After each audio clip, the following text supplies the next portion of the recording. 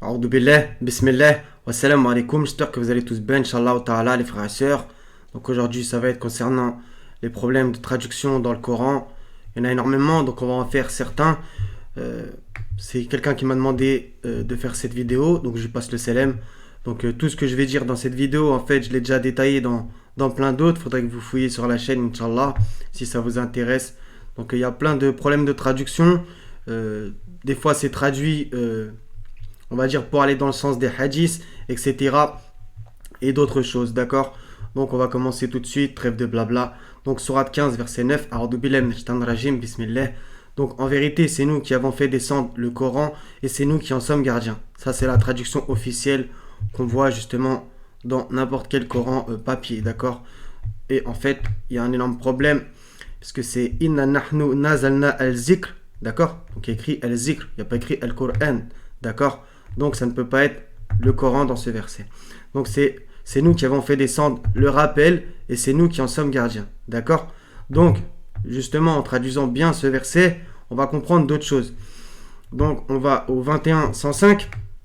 Et là encore, un autre problème de traduction. Donc, vous allez voir qu'il y a toujours des liens entre les problèmes de traduction, c'est fait exprès.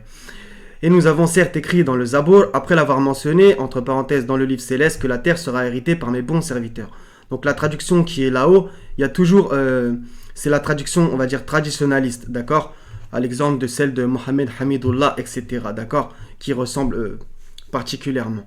Et en général, il y a des gros problèmes de traduction dans la première, celle qui est tout en haut du site, donc Coran Seul.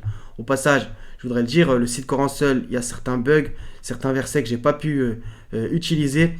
Donc c'est vraiment dommage, mais bon. Donc, et nous avons certes écrit dans le Zabour, après l'avoir mentionné, que la terre sera arrêtée par mes bons serviteurs. Là, il y a un gros problème, c'est le après l'avoir mentionné. D'accord? C'est pas bon. Nous avons écrit dans les psaumes, après le rappel, que la terre sera héritée par mes serviteurs vertueux. Donc, bien entendu, à chaque fois, lisez-le en arabe, bien entendu. Fi al-Zabour min ba'di zikr. D'accord? Il y a encore écrit le zikr. Comme dans le 15-9, on l'a vu. D'accord? Donc, nous avons écrit dans les psaumes, après le rappel. Donc j'ai fait une vidéo sur lien psaume et Coran, si ça vous intéresse, il y a 2 ou 3 semaines, un truc dans le style, d'accord? Donc, si Allah il dit qu'il a écrit dans les psaumes, après le rappel, ça veut dire que c'est avant les psaumes. Ouais, voilà, donc c'est simple. Le rappel est avant les psaumes. Donc je sais, ça va être choquant, pas mal de traductions qu'il va y avoir de fait dans cette vidéo. Je sais que ça va être choquant, il va falloir que vous vous accrochiez pour certains. Donc avant les psaumes, il y avait un rappel. Ouais. Et revenez justement, sourate 87, verset 19, les feuilles d'Abraham et de Moïse, d'accord? Donc avant la Torah, il y avait les feuilles d'Abraham, d'accord? Donc posez-vous la question de qu'est-ce qu'est le rappel si c'est avant les psaumes? Parce que nous, on nous a dit, il n'y a que le Coran qui est rappel. Bah non. D'accord? Donc voilà, je pense que c'est important de comprendre certaines choses. Donc maintenant, on va faire une pierre deux coups avec le 901. Là, il y a 2 problèmes de traduction. Donc, toujours traduction traditionnaliste, et ensuite, on va voir la meilleure traduction. Et parmi les bédouins qui vous entourent, il y a des hypocrites, tout comme une partie des habitants de Médine. On va s'arrêter là. Là, il y a 2 mots qui sont mal traduits exprès. Donc, ce n'est pas et parmi les bédouins, c'est et parmi les arabes. Et tout comme une partie des habitants de Médine, c'est faux. C'est ainsi aussi parmi les habitants de la ville. D'accord? Donc, on va aller voir les mots. C'est minal arab, donc arabe, il n'y a aucun problème. On va pas me sortir que arabe, ça veut dire bédouin. Et la ville, El-Madinati. Donc eux, quand ils traduisent El-Madinati par Médine. Ce qui est totalement faux, puisque regardez, on va y aller tout de suite. Donc là, on est dans El-Madinati, vous voyez bien. 2 secondes. Regardez bien, Al-Madinati, donc 723 par exemple. Donc il apparaît dans... Ça, c'est toutes les occurrences où le mot apparaît. Vous allez voir, ça ne peut pas vouloir dire Médine, El-Madinati. Donc, Pharaon dit, avez-vous cru en lui avant que je vous le permette? C'est bien là une ruse que vous avez manigancée dans la ville, El-Madinati. Ou alors, Pharaon habitait à Médine, il va falloir que vous prouviez. On continue, il y en a plein d'autres. Donc, dans la sourate 12, pareil, des femmes dans la ville. Donc là aussi, vous allez me dire que Joseph habitait à Médine. Il y a un énorme problème. Sourate 18, verset 19, pareil, les gens de la caverne. Donc, envoyez donc l'un de vous à la ville, Al-Madinati. Est-ce que les gens de la caverne, c'était à Médine? Posez-vous les questions. 27-48, pareil, dans la ville. Pareil, Moïse 28, 18. Il se trouva au matin dans la ville, craintif et aux aguets. Prouvez-moi que Moïse habitait à Médine. 28, 20, pareil. 33, 60, pareil. Et le 36, 20, parfait. Il y a carrément deux mots qui vont nous intéresser. Un homme vint du bout de la ville en courant. Donc, posez-vous la question si lui aussi, il habitait à Médine. Et là, c'est Aksal Madinati. Il y a le mot Aksa. Comme justement, tout le monde le sait, Sourate 17, verset 1. Majid al-Aqsa. Qui veut dire, Al-Aqsa, qui veut dire du bout ou plus éloigné. D'accord? Donc, dans le 36-20, c'est vraiment parfait. Donc, El-Madinati, ça ne peut pas vouloir dire Médine. Je sais que pour certains, ça va être choquant, etc. Et que du coup, ils vont penser à Yatrib. Donc, justement, là, hélas, le 33, 13 et 14 ne marchent pas sur Coran seul. Donc, je ne peux pas vous montrer certaines choses. Donc, de même, un groupe d'entre eux dit « Gens de Yatrib, ne demeurez pas ici, retournez, etc. etc. » D'accord? Donc, là, ils vont me dire « Yatrib égale Médine. » Ben non, encore une fois. Donc, il y a un énorme problème. Donc, le mot Yatrib, on va le retrouver après. La racine, c'est Tatriba, etc. Bref. Verset 14, là, il y a une énorme manipulation dans la traduction, vous allez le voir. « Et si une percée avait été faite sur eux par les flancs de la ville ?» On a vu que El-Madinati, la ville, etc. Donc, vous lisez le 33, 14, il n'y a jamais écrit la ville. Dans tout le verset, il n'y a jamais écrit la ville. Donc, qu'est-ce qu'ils ont fait? Ils ont traduit, ils ont mis par les flancs de la ville. Comme ça, du coup, vous pensez que le verset 13, au-dessus, Yatrib est une ville. Vous voyez, la double manipulation dans ce verset, dans ces deux versets, est très très grave. Au passage, vous allez le voir que dans la sourate 33, il y a énormément de versets très mal traduits. Et encore là, c'est que des échantillons, on pourrait y passer des heures. Donc, il y a des énormes problèmes. Donc, Yatrib, vous allez retrouver dans le 12, 92, Kala la Tatriba. Ok, 12, 92. Tatriba, c'est la même racine que Yatrib. Ok, qui veut dire, il dit pas de récrimination contre vous aujourd'hui. C'est le mot récrimination. Donc, Yatrib, en fait, comment on pourrait le traduire? Récrimination, reproche, etc. Vous allez voir, si vous voulez, dans le dictionnaire, vous allez voir tous les mots. Ce n'est pas une ville, Yatrib. Je sais, on vous a vendu du rêve, etc. C'est compliqué. Là, je suis en train de vous dire que Médine, Yatrib, ça n'existe pas, etc. Je pourrais même en placer une pour la Mecque, qui, si vous le tapez dans le Coran, on va le faire ensemble, si vous voulez. Donc ça aussi, à propos de la Mecque, je l'ai déjà fait. Je sais, ça met une claque. Donc, soi-disant, quand on tape la Mecque, il apparaît 8 fois dans 8 versets. Sauf qu'il y a un problème. Donc, 3,96, la Mecque, entre parenthèses. Donc, pas dans le texte. 6,92, la Mecque, entre parenthèses. Pas dans le texte. 27,91, la Mecque, pas dans le texte. C'est entre parenthèses. 29,67, la Mecque, entre crochets. Pas dans le texte. 33,6, les émigrés, entre parenthèses, de la Mecque, pas dans le texte. Et il y a même écrit unissant les croyants, entre parenthèses, de Médine, pas dans le texte. D'accord? Donc double manipulation. 42,7, mère des cités, entre parenthèses, la Mecque, pas dans le texte, parce que c'est entre parenthèses. 43,31, pareil, la Mecque et Taïf, pas dans le texte, c'est entre parenthèses. Donc quand même, j'ai envie de vous dire, soi-disant une révélation qui est arrivée à la Mecque, et on va le voir que soi-disant, c'est qu'une seule fois dans le 48-24. Donc une occurrence de la Mecque. Comparé pour ceux qui lisent la Bible, avec Jérusalem, des centaines de fois. Donc c'est lui qui, dans la vallée de la Mecque, a écarté leurs mains de vous. Même là, il y a un énorme problème. Cet enchaînement, dans la vallée de la Mecque, c'est Bibatni Makkata. Donc Bibatni, dans la vallée, il y a un problème. Et Makkata, faites votre recherche. D'accord? J'ai déjà fait cette vidéo sur la Mecque, Médine, etc. La Qibla, que vous voyez sur ma chaîne, si ça vous intéresse. Je ne dis pas que je peux traduire parfaitement tous les versets que je suis en train de vous dire. Maintenant, je vous donne plutôt des pistes de réflexion pour que vous réfléchissiez. Posez-vous la question pourquoi la Mecque, même dans la traduction officielle, bah ça y serait qu'une seule fois. Donc ça fait quand même très peu, non? Une seule fois sur plus de 6000 versets. Donc moi je pense que même ce verset, c'est pas bon. Il n'y a pas écrit c'est lui qui est dans la vallée de la Mecque. Regardez bien la fin du verset, a écarté leurs mains de vous, de même qu'il a écarté vos mains d'eux, après vous avoir fait triompher sur eux, et Allah voit parfaitement ce que vous œuvrez. D'accord? Donc, allez regarder carrément le mot en hébreu dans la Bible. Je sais, ça paraît choquant, etc. Donc ça, on a passé, je sais qu'il y en a, ils ont dû quitter la vidéo, c'est pas grave. Donc je vous ai dit, on allait faire une pierre deux coups avec le 901, avec le mot arabe, donc les Arabes. il n'y a aucun problème. Là, il le traduit bien dans Coran seul, ceux des Arabes, les Arabes, etc. J'en place une aussi au passage pour dire, parce qu'il y en a, ils aiment bien sortir le 9,97, les Arabes sont les plus endurcis en dénégation et hypocrisie, et les plus enclins à méconnaître les limites que Dieu a fait descendre sur son messager.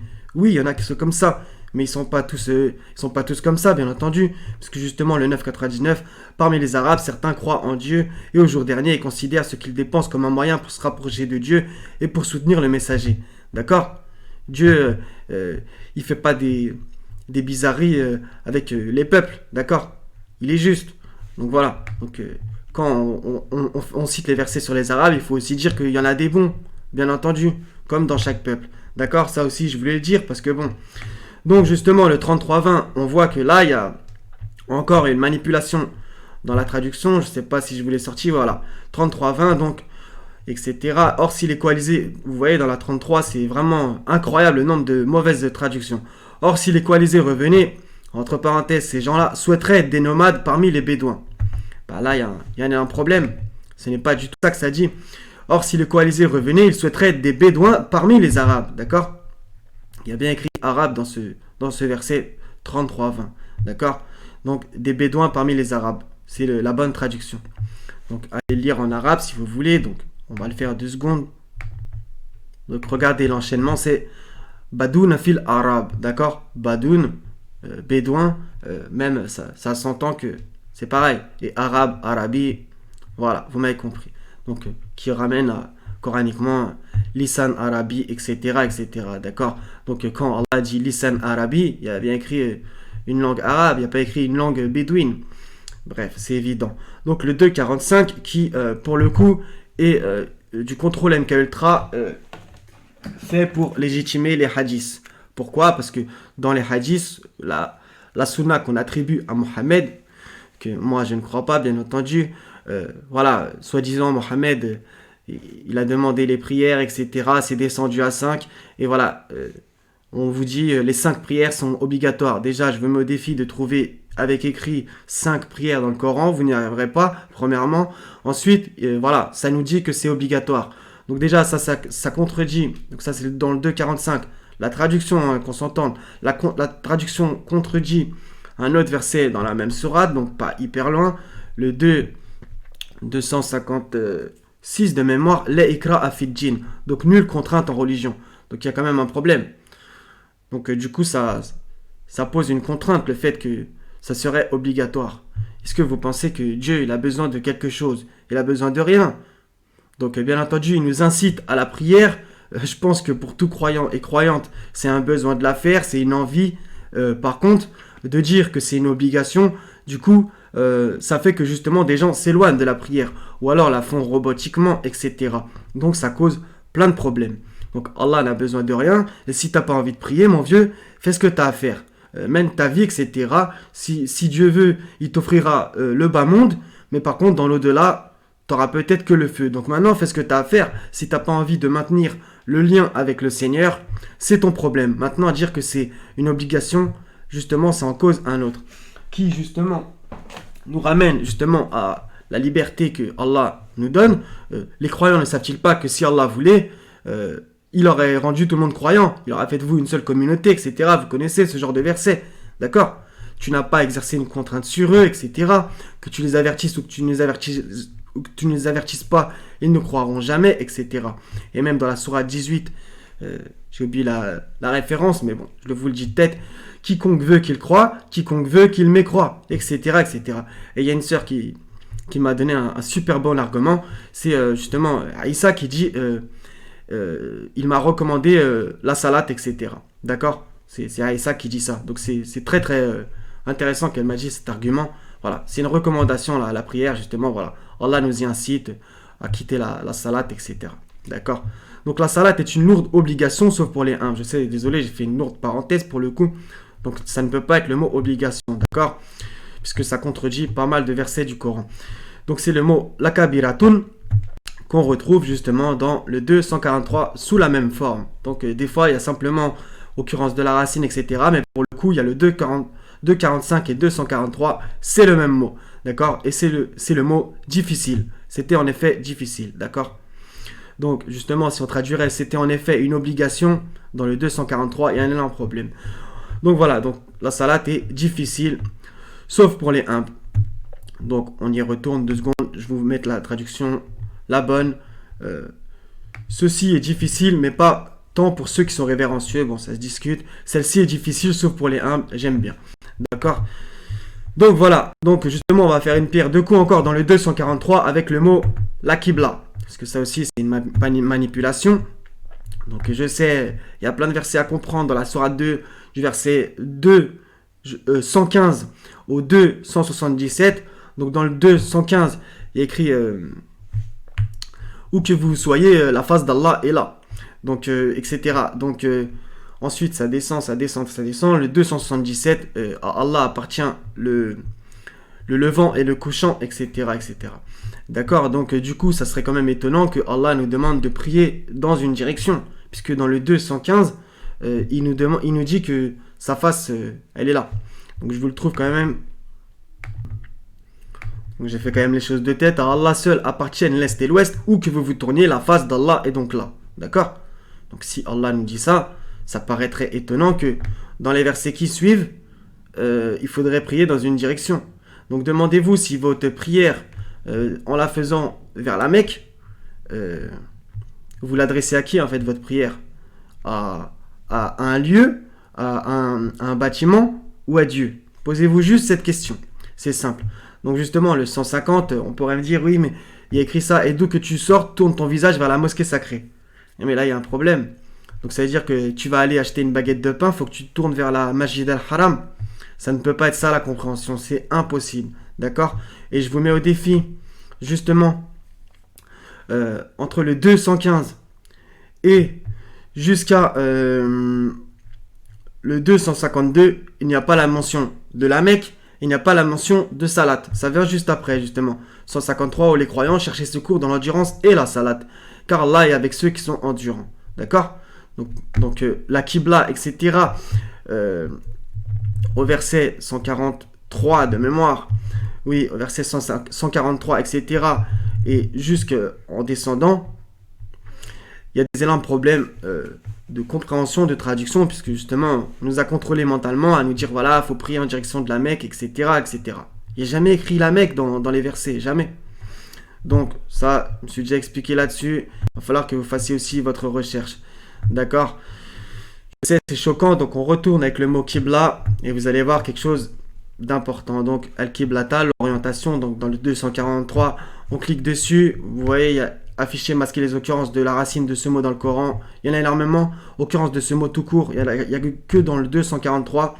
Donc, justement, il y a dans le 1087 des choses ultra intéressantes.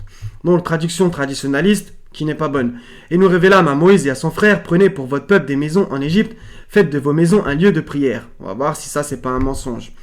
Et soyez assidus dans la prière. Et faites la bonne annonce aux croyants. Bah non, c'est totalement faux. Ça serait beaucoup plus ce qu'il y a écrit dans Traduction droit chemin. Nous révélâmes à Moïse et à son frère, installez votre peuple dans des maisons en Égypte, faites de vos maisons des Qibla, et accomplissez la salat, faites l'annonce aux croyants. Donc là, maintenant, si les maisons, c'était des Qibla, demandez-vous, qu'est-ce qui est réellement la Qibla? Est-ce que la Qibla, c'est de prendre sa boussole et de s'orienter vers la Mecque? Posez-vous la question, les mots ne reviennent pas par hasard dans le Coran. D'accord? Donc ça aussi c'est dit, donc je peux pas tout détailler, c'est aussi principalement pour vous faire méditer et vous donner des pistes de recherche. Donc dans le 224, traduction mensongère et qui amoindrit Ibrahim, on se doute bien pourquoi, parce que justement ils ne veulent pas traduire vraiment bien le mot, parce que sinon ça mettrait en cause justement la sunna, d'accord, puisque eux ils disent que il faut suivre Mohammed, etc. 2 secondes. Donc justement, là on va lire le 224, mais en fait il faudrait lire du 224 au 2, vous descendez vers 134, 135, etc. Et vous allez voir que il y a un verset qui dit ils ont dit, soyez juifs ou chrétiens, vous serez sur la bonne voie. Dit, donc Mohammed devait dire, non, mais nous suivons la Milat Ibrahim, la voie d'Abraham, le modèle même de la droiture qui ne fut point parmi les associateurs. Ça veut dire quoi ça? C'est-à-dire que Mohammed suivait Abraham. Donc, qui dit suivre, si vous voulez suivre Mohammed, bah, par déduction, vous suivez Abraham, c'est évident. Parce qu'il y a écrit non, mais nous suivons. Donc Mohammed et les siens suivaient Abraham, d'accord? Donc voilà. Donc le 224, mal traduit exprès. Donc voilà. Quand ton Seigneur eut éprouvé Abraham par certains commandements et qu'il les eut accomplis, le Seigneur lui dit: je vais faire de toi un exemple à suivre pour les gens. Là, c'est le mot exemple qui pose problème dans la traduction, ce n'est pas du tout ça. En fait, ce serait: je te nomme imam pour les gens. Donc je vais faire de toi un imam à suivre pour les gens. Donc ça, c'est explicite. Donc si Abraham est l'imam, on va dire dans une imagerie, Mohammed aurait prié derrière lui, dans la mosquée. Oui, oui, c'est comme ça. N'en déplaise à certains, ce n'est pas de ma faute. Donc dans le Sourate 33, verset 21, et vous avez dans le messager d'Allah un excellent modèle, d'accord? Donc Mohammed est bien entendu un excellent modèle, mais comme je vous l'ai sorti avant, Mohammed lui-même dit, non, mais nous suivons la voie d'Abraham, le modèle même de la droiture, et qui ne fut point parmi les associateurs. Donc ça veut dire quoi ça? Les deux sont des modèles, maintenant il y en a un qui est imam, pas l'autre, d'accord? Donc ce n'est pas réduire Mohammed, c'est par le boukharisme, etc., les prêches des imams, justement, entre guillemets, les soi-disant imams, bah voilà, on vous a vendu qu'il fallait suivre Mohammed par le biais de Bukhari. Donc vous pensez que c'est comme ça qu'on le suit. Ben non, puisque Mohammed lui-même suivait Abraham. Donc c'est une évidence claire. Et vous retrouvez plein de fois, nous t'avons révélé, suis la voie d'Abraham, etc., etc. Ça revient énormément de fois. Il n'y a jamais écrit la voie de Mohammed. Jamais, ça n'existe pas. Jamais. Il y a aussi, par exemple, dit, si vous aimez Allah, suivez-moi, Allah vous aimera et vous pardonnera vos péchés. Dans le sens, si je me trompe, pardonnez-moi, d'accord? Donc, il y a bien écrit, si vous aimez Allah, suivez-moi, d'accord? Mais comment vous suivez Mohammed qui lui-même suit quelqu'un? C'est évident. Donc voilà, j'étais obligé de le placer. Donc le 224 est exprès mal traduit. Ils ne veulent pas mettre imam ou chef ou leader comme on va voir, par exemple. Parce que le mot exemple, ça amoindrit, vous voyez. Alors que Mohammed, il n'y a jamais écrit dans le Coran que c'est un imam. Par exemple, il y a écrit que voilà, tu guides certes vers un chemin droit, une lampe éclairante, etc. Il n'y a aucun problème. Personne ne va renier ces choses-là, d'accord? Néanmoins, il n'y a jamais écrit que Mohammed c'est un imam, d'accord? 2278, la religion, celle de votre père Abraham, d'accord? Tout va dans le même sens. Donc justement, le mot imam, etc., etc. Donc on voit par exemple que... 2 secondes. On voit par exemple que dans 46-12, c'est intéressant. Et avant lui, le livre de Moïse comme guide et miséricorde. Le livre de Moïse est un imam. Ouais, c'est très intéressant. Donc justement, là, on va dans le 36-12. Bon, je vous montre, donc vous ne me croyez pas. Donc, afficher, masquer les occurrences de la racine du mot dans le Coran. Le 36-12, qui aussi, je pense qu'il y a un énorme problème. Quand on lit le début de la sourate 36, tous les versets du début parlent d'une prophétie. Tu es certes du nombre des messagers. Eux, la traduction, ça j'aurais pu en parler, en vérité. Ils ont mis Mohammed entre parenthèses. Jamais. Donc justement, si vous tapez Mohammed, on va le faire ensemble, comme ça va être plus clair. Donc j'essaie de ne pas me perdre. Donc dans la 36, tu es certes du nombre des messagers. Moi je dirais plutôt des envoyés, d'ailleurs au passage. Ils ont mis Mohammed entre parenthèses, alors que pour moi ça ne s'adresse pas à lui, d'accord? Le début de la sourate 36. Donc justement, Mohammed, il y a un contrôle mental à MK Ultra avec son nom écrit entre parenthèses dans le Coran. Donc vous tapez Mohammed, il écrit combien de fois? 51 fois dans 51 versets, soi-disant. Mais en vérité, quand vous faites le tri, vous remarquez qu'il y a écrit que 4 fois Mohammed dans le texte. Donc, vous allez voir, ça c'est de la numérologie. Donc 51 moins 4, ça donne combien? 47. 47 comme la sourate Mohammed. Donc ça aussi, ça doit être un hasard, je pense. Bah bien entendu que non, d'accord? Donc ça c'est pour lui attribuer plus ou moins tout le livre. Oui, je sais, c'est bizarre, mais voilà. C'est ce que j'ai compris avec le temps, d'accord? C'est pour lui attribuer tout le livre, et nous, en gros, on sert à rien, d'accord? Donc ça, c'est encore une fois l'amour excessif pour Mohammed qui a donné ces choses-là. Donc, 51, moins 4, 47, 47, sourate Mohammed. Tout ça, ce n'est pas un hasard. Donc, Mohammed n'apparaît que 4 fois dans le texte, etc. D'accord? Donc, on revient à la sourate 36, une matrice imamine, soi-disant. Donc on va lire la traduction traditionnaliste. Avec toutes les traductions, je ne suis pas d'accord. C'est nous qui ressuscitons les morts et écrivons ce qu'ils ont fait ainsi que leurs traces. Et nous avons dénombré toutes choses dans un registre explicite.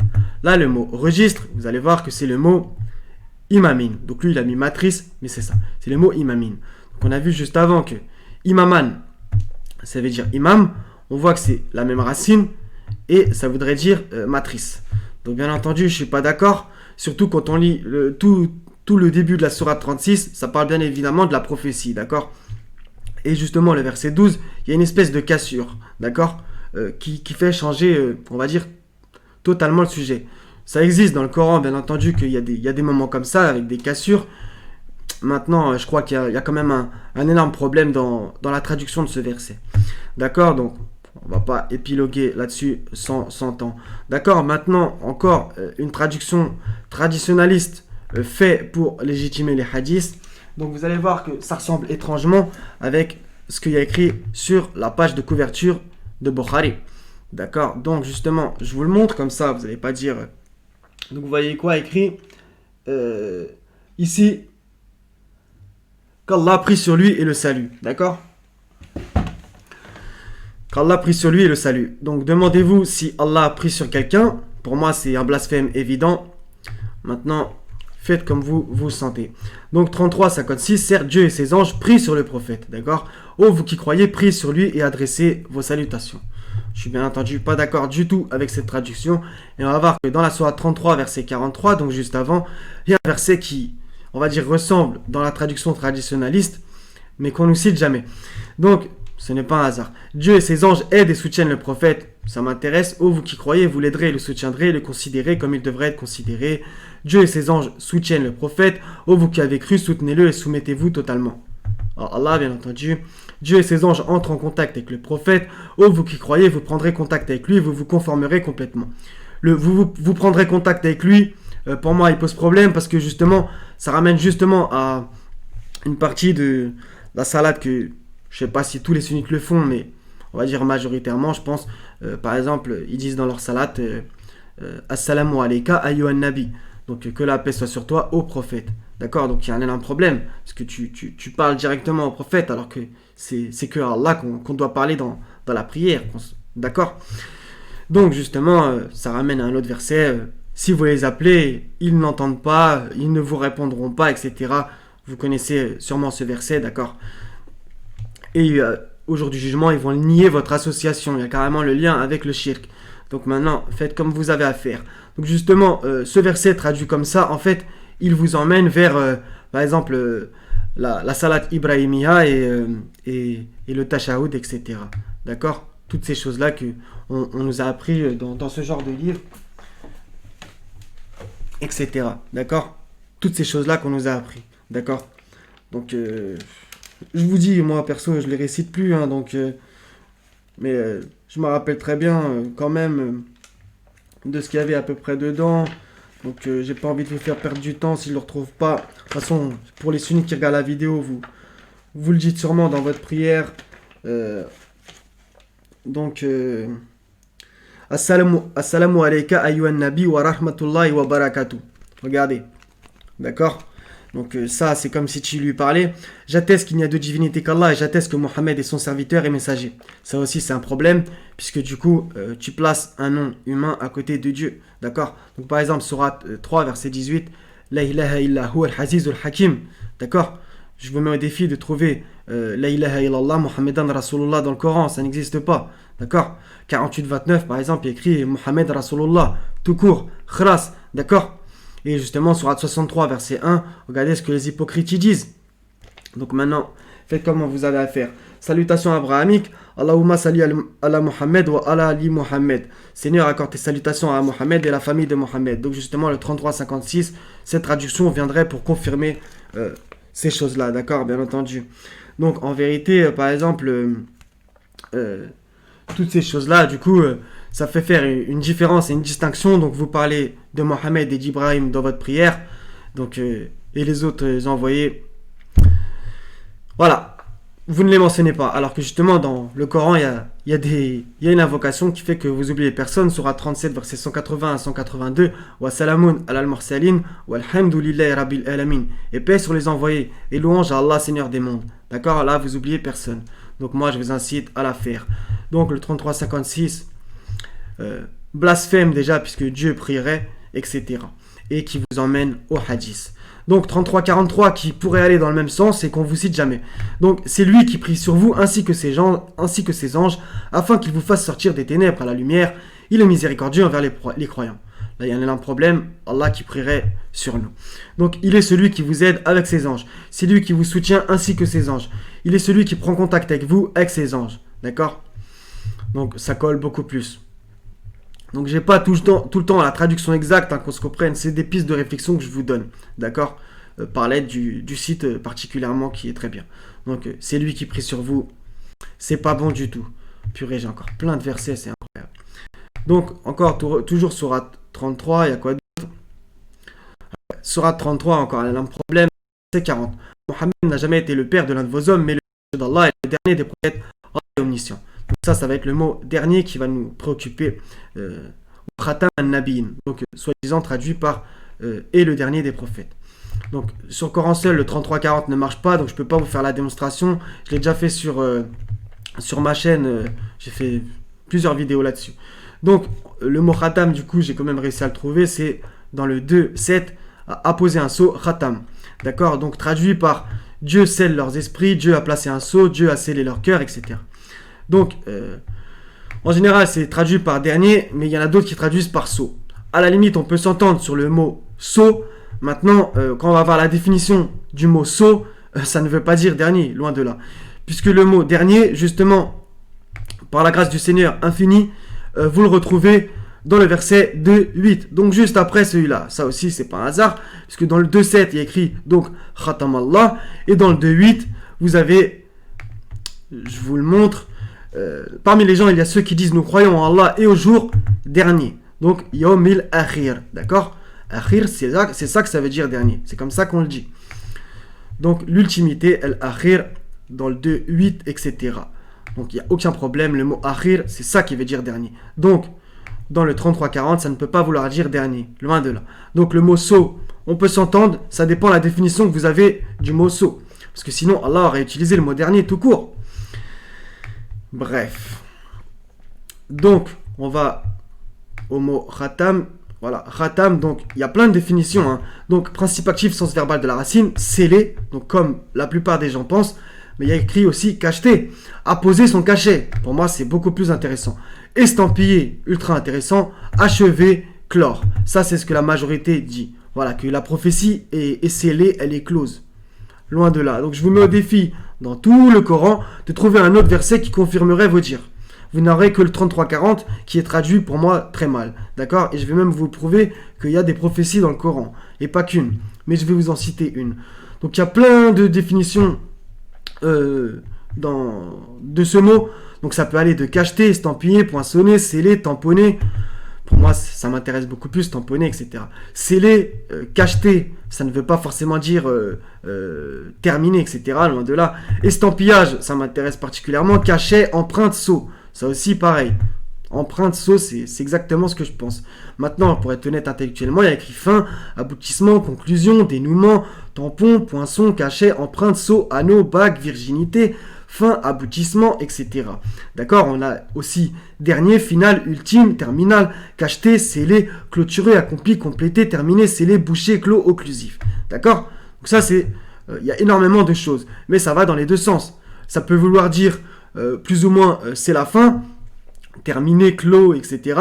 Ou ça veut dire empreinte, sceau, estampillé. D'accord? Donc c'est deux notions totalement différentes.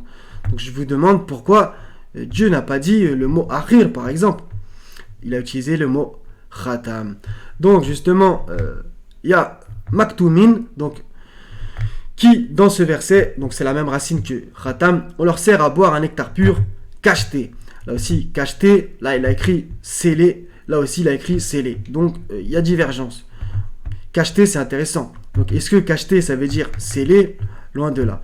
D'accord? Donc le 2, 7 et 8, on l'a fait. Akhir aussi. Maintenant, qu'est-ce que c'est qu'un sceau? Si c'est le mot, vous dites que c'est le messager d'Allah et le sceau des prophètes. Donc un sceau ou sel est une empreinte, ça n'a rien à voir avec ce que les gens disent, destinée à garantir quoi? L'authenticité d'un document ou d'une information et à rendre évidente son éventuelle divulgation ou son altération. Quand on dit le garde des sceaux, ça ne veut pas dire le garde des derniers. Ou alors, je comprends rien. Donc pour moi, quand il y a écrit le sceau des prophètes, si on s'entend sur le mot sceau, ça veut dire qu'il est authentifié, il est marqué, il est tamponné, il est validé par la prophétie. D'accord? Il est comme les autres prophètes, il est validé par Dieu. D'accord? Méditez bien sur tout le verset. Pourquoi Dieu dirait Mohammed n'a jamais été le père de l'un de vos hommes? Demandez-vous si ça parle réellement de la filiation. Mais, donc Lakin, le messager d'Allah est le dernier des prophètes, soi-disant. Pourquoi Dieu dirait ça comme ça? C'est étonnant. Il le confirme comme messager d'Allah, et pour moi, il le confirme comme prophète aussi, tout court. D'accord? Je vous mets encore une fois au défi de trouver un autre verset qui dirait ce que vous dites. Donc vous allez me dire, aujourd'hui j'ai parachevé pour vous votre religion. Ça ne veut pas dire ce que vous dites déjà. Déjà le mot parachevé, on peut s'entendre ou pas, ça pourrait surtout être, aujourd'hui j'ai parfait pour vous votre religion. Parce que par exemple, il y a un verset qu'il parachève sa lumière en dépit de la version des mécréants ou des associateurs, il y a deux versets. Est-ce que le mot parachevé, là, ça veut dire terminer, etc. Non, ça veut dire parfaire. D'accord? Donc posez-vous des questions.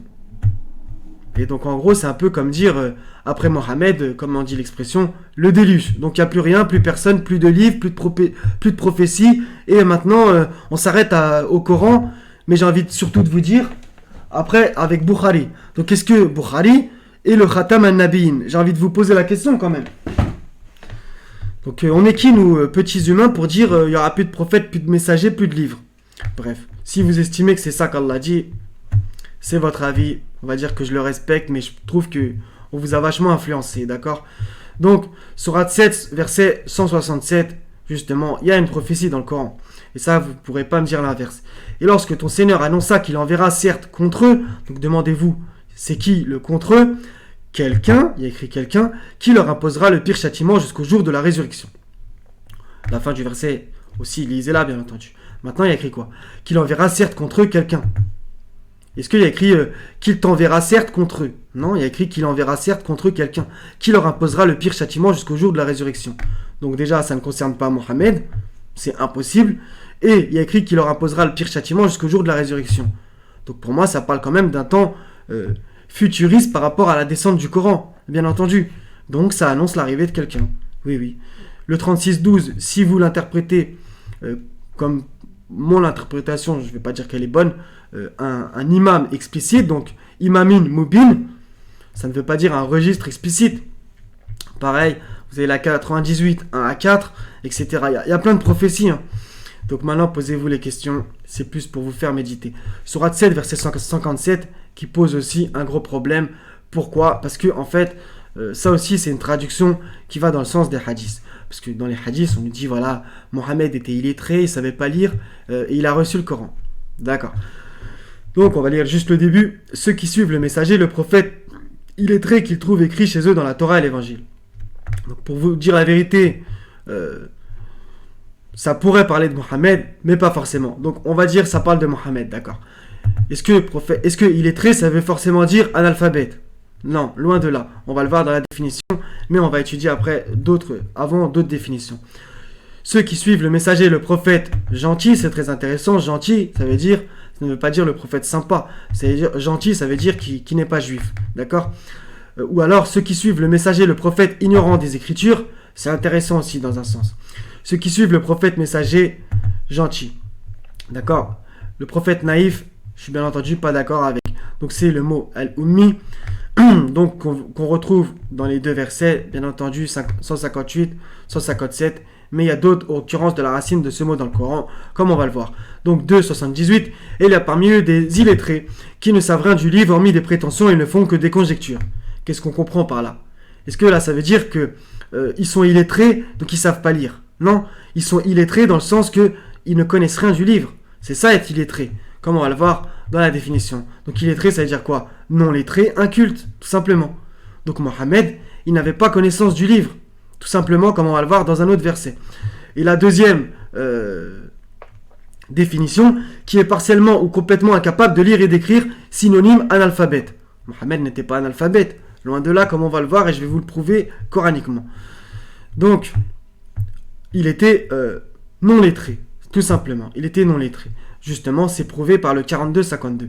Et c'est ainsi que nous t'avons révélé un esprit, bon, là aussi, ça se discute, la traduction de ce mot. Bref, provenant de notre ordre, tu n'avais aucune connaissance du livre ni de la foi. D'accord ? Donc ça revient à ce qu'on dit. Voilà, il n'avait aucune connaissance, non lettré. Tout colle coraniquement. Donc 96.1, expliquez-moi comment il a écrit ça. Lis au nom de ton Seigneur qui a créé. D'accord ? Et comment Mohammed pouvait réciter le livre, le lire, et que Allah lui dit tout le temps, dis, alors qu'il ne savait pas lire et écrire. Mais là, pour le coup, lire, ça ne colle pas du tout. Donc Allah te fait descendre un livre, mais tu sais pas lire. Bref. 25.5, parce que justement, ça c'est écrit dans les hadiths. Avec voilà, la fable dans la grotte avec Gabriel, etc. Je ne sais pas lire, je ne sais pas lire, je ne sais pas lire. Au passage, 3 fois. Ne dites pas 3. Donc 25.5, on va voir que coraniquement, c'est impossible qu'il ne savait pas lire et écrire. Et il dit, ce sont des contes d'anciens qu'il se fait écrire. On les lui dicte matin et soir. C'est-à-dire quoi ça ? Qu'ils pensaient, les gens, qu'on lui dictait quelque chose. Donc si on te dicte quelque chose, c'est que tu sais écrire. Donc il savait que Mohammed écrivait. C'est évident. Donc 29, 47, 48. C'est ainsi que nous t'avons fait descendre le livre, le kitab, l'écriture. Ceux à qui nous avons donné le livre y croient. Et parmi ceux-ci, il y en a qui y croient, seuls les mécréants renient nos versets. Donc retenez bien, c'est ainsi que nous t'avons fait descendre le livre. D'accord ? Mais il y a écrit quoi ? Et avant cela, donc avant la descente du livre, tu ne récitais aucun livre et tu n'en écrivais aucun de ta main droite. Notez bien le de ta main droite qui va revenir dans un autre verset. Tout ça, c'est pas un hasard. Maintenant, qu'est-ce que vous pouvez comprendre par ce passage ? Est-ce qu'il savait ni lire ni écrire ? Non. Il écrit, tu ne récitais aucun livre. Si je te dis, tu ne récitais aucun livre, ça ne veut pas dire que tu ne savais pas réciter. C'est-à-dire que tu ne le faisais pas. Et tu n'en écrivais aucun de ta main droite, c'est pareil. Ça ne veut pas dire que tu ne sais pas écrire. C'est-à-dire que tu n'en écrivais aucun. Nuance. Sinon, ceux qui nient la vérité auraient eu des doutes. D'accord ? Pour terminer, je vais vous prouver que c'est Mohammed qui a mis par écrit le Coran. Et pas comme certains, quand je dis ça, ils pensent que je dis qu'il l'a inventé. Loin de là, ça c'est les mécréantes qui disent ça. Moi je vous dis qu'il l'a retranscrit à l'écrit. Oui, oui. Donc 69, 38, 46. Mais non, je jure par ce que vous voyez, ainsi que par ce que vous ne voyez pas, que ceci est la parole d'un noble messager. Et que ce n'est pas la parole d'un poète, mais vous ne croyez que très peu. Ni la parole d'un devin, mais vous vous rappelez bien peu, c'est une révélation du Seigneur des mondes. Et s'il avait forgé quelques paroles qu'il nous avait attribuées, c'est-à-dire quoi ça aussi ? Nous l'aurions saisi de quoi ? La main droite. Ensuite, nous lui aurions tranché la porte. On revient, et tu n'en écrivais aucun de ta main droite. On revient, on les lui dicte matin et soir. Tout ça, ça veut dire quoi ? Ça veut dire que c'est lui qui a mis par écrit le Coran. Oui, oui. Et si il avait forgé quelques paroles qu'il nous avait attribuées en écrivant, nous l'aurions saisi de la main droite, donc avec la main avec laquelle il écrivait. Ensuite, nous lui aurons tranché la horte. D'accord ? Donc c'est parfait. Donc voilà, 43 minutes, c'est un petit peu long, je sais. Donc je pense que c'est ultra intéressant. En vérité, il y a plein d'autres choses. Hein. Franchement, il y a plein d'autres choses. C'est qu'un échantillon, mais je pense que j'ai fait les choses principales, on va dire. D'accord ? Donc j'espère que ça vous aura intéressé. Bien entendu, j'ai pas la prétention de pouvoir tout bien traduire. Maintenant, je pense que c'est quand même intéressant et que ça vous prouve qu'on nous a menti sur plein de choses. Donc il y en a qui sont bien entendu pas allés jusqu'au bout, c'est impossible, parce qu'il y a des choses qui les ont choqués, etc. Je comprends tout à fait, c'est normal, et que Dieu vous donne la patience et nous montre la vérité, et faites votre recherche aussi. Celui qui cherche, trouve, d'accord ? Et celui qui cherche la vérité, essayez de chercher Allah. C'est lui, Al-Haq. Kul Sadakallah, c'est Allah qui dit la vérité. D'accord, les frères et sœurs ? Donc voilà, j'espère que ça vous aura intéressé. Donc soyez bénis. Je vous aime tous pour la face du Seigneur. Wa salamun ala al-mursalin. Walhamdulillahi rabbil alamin. La ilaha illa huwa al-aziz al-hakim. Wa salamu alaikum. Wa rahmatullahi wa barakatuh, mes frères et sœurs. À la prochaine, Inch'Allah ta'ala.